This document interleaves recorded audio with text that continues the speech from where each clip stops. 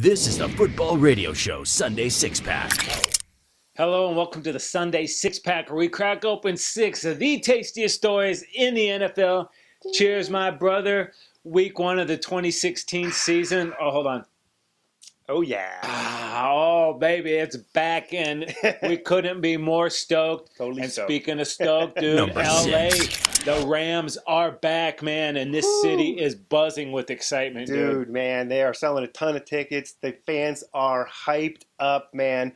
This is exciting. It's the LA people have really embraced this team, Oh, man. big time, dude. Almost 90,000 at each preseason game. Are you kidding? It's crazy, man. And week 2, Seahawks will be the first opportunity to see real NFL football in Los Angeles for over 2 decades, man. It's going to be a lot of fun. Tell you what, baby, they better win, though, because interest wanes quickly in this town. There's a ton of stuff to do. Yeah. So let's get a winner, Rams. Come on now. 3 years away from that new stadium, too. Number All right, Casey, 5. Super Bowl 51. Yeah, baby, we're on the path. You've got some ideas about the halftime entertainment. Yeah, dude, the last few years, the NFL has really gotten away from its core fans and what Yeah. we really want. Coldplay, Bruno Mars. Well, I know if it was up to date, we'd have Slayer every single year, but we can't. I got something just as good. Unless you've been under a rock, you might notice a little band called Guns N' Roses. Oh, They've yeah. reunited. Get me Guns N' Roses at Super Bowl 51. People, I want to see the hashtag out there. GNRSBLI. That means Guns N' Roses, Super Bowl 51.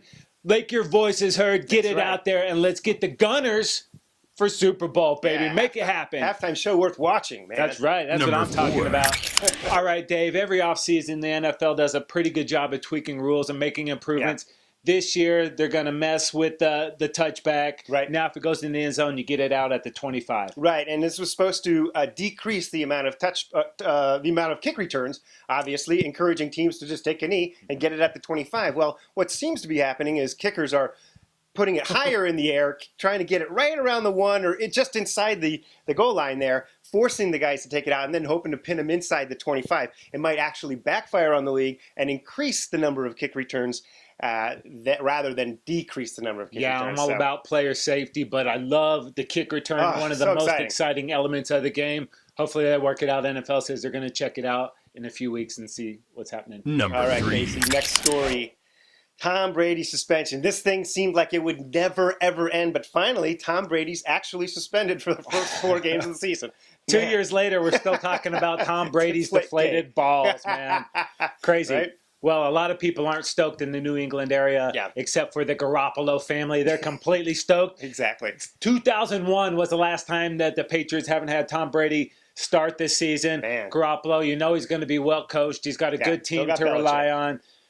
4 games, they got to make it. If they can go 500, they're going to be okay. And then, dude, week 5, Tom Brady comes back. He was already pissed off at the world. Thank Tom Brady with a Chip on his grudge shoulder? coming back. Wow. We don't need that. Week 5. Number 2. All right, up next. Teddy Bridgewater, man, he gets injured for the Vikings. Yeah. A total bummer for those guys. This is definitely a team that's got Super Bowl aspirations.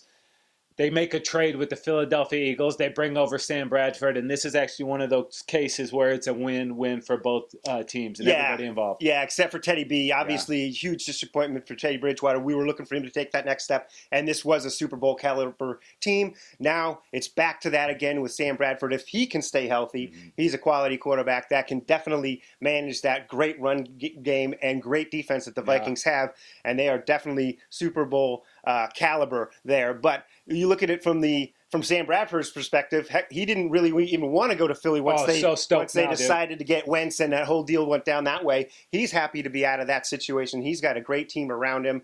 The Eagles get back some draft pick compensation and some salary cap relief. And, of course, the Vikings. Clear that path. Yeah, Vikings back on track, baby, to have an opportunity to be in this year's Super Bowl. Wow. Yeah, and Wentz Great might trade. be the week 1 starter there in Philly. But the best news out of all of this, Sam, baby, you're no longer dead to me.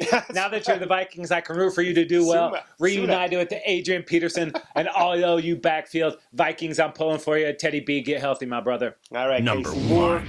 bad quarterback news, and this involves your Cowboys. Tony Romo lasted all of 3 plays in the preseason before that back got whacked. And we don't know how long. He's out. Maybe out for the season, but certainly out for a spell of time. Great news. They've got quarterback relief. It's the Mark Sanchez No, era. Dave, come on. Don't even say it. All right, Casey, take this over, right? It is the Dak Prescott era, baby. Yeah. And Goff and Wentz were the highest picks in the draft, but it's been Dak Prescott that has been playing out of this world after every game. Are you kidding me? The guy hasn't gotten into a moment that's been too big for him. Nope. He's played well. He's responded at every level. That's just preseason. Let's see what happens when the reality sets in and it's a real game and it's those divisional foes, the New York Giants coming into D-Town. Wow. He's got a ton of weapons there on offense. He's got Dez, by the way, Easy E in the backfield. So hopefully we see a continuation of what he's done in the preseason. And hopefully the Cowboys have a brutal decision to make when Dak is gone 8-0 and Romo is finally healthy and we see what's happening.